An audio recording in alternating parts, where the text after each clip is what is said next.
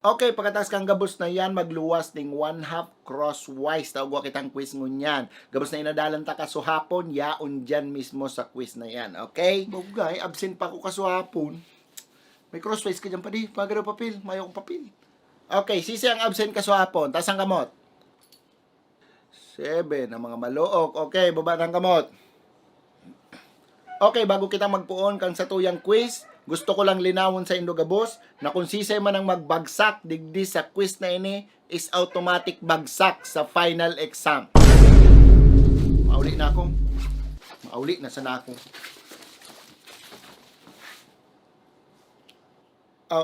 Mr. Martinez. Masayin ka? Maluwas na ako, sir. Anong maluwas? Mayong maluwas. Paano man, sir? Iyo man sana. Bagsak na ako. Maluwas na sana ako. Anong tano? Sa classroom may batas.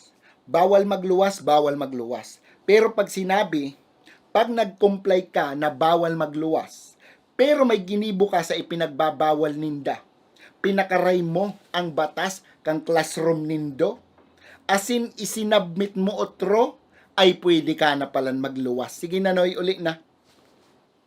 Ano na ito? Ano man ako?